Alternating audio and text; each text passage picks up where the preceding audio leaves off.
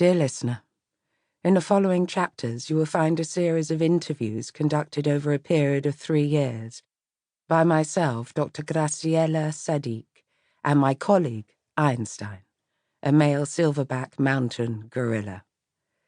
I met Einstein in the capital city of the land of my birth, a city that was soon to be at war.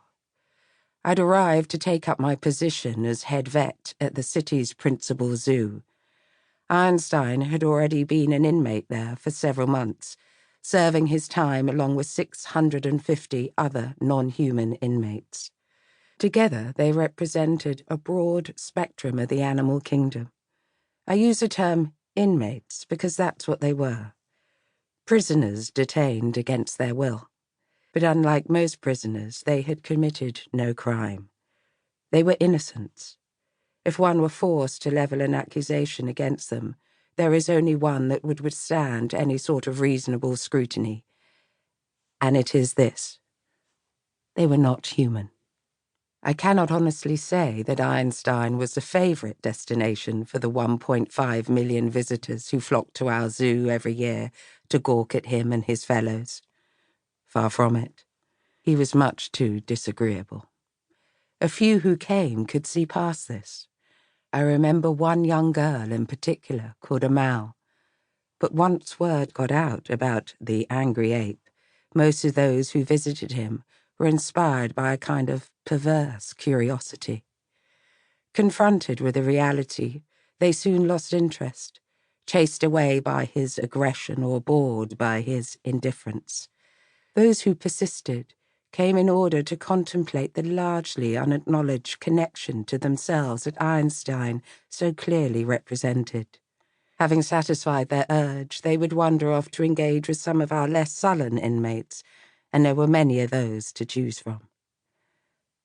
Einstein was, however, my favorite, and the reason for this was simple.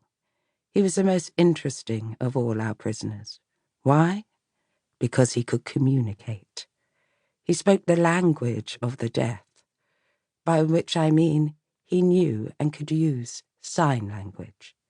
More than this, he was fluent, and his vocabulary was wide-ranging, nuanced, and sophisticated. A signing ape, you ask? Preposterous? Perhaps, but true all the same. When he was gifted to us, we were well aware of the rumor that he possessed a singular talent, but neither his patron nor any of his previous owners had ever witnessed it. Einstein was determined to keep his alleged talent a well-guarded secret, and I was equally determined to verify or disprove the rumor surrounding him once and for all. If it was true that he could sign, the possibility of gaining insights into the mind of one of our closest cousins was simply too tempting to ignore.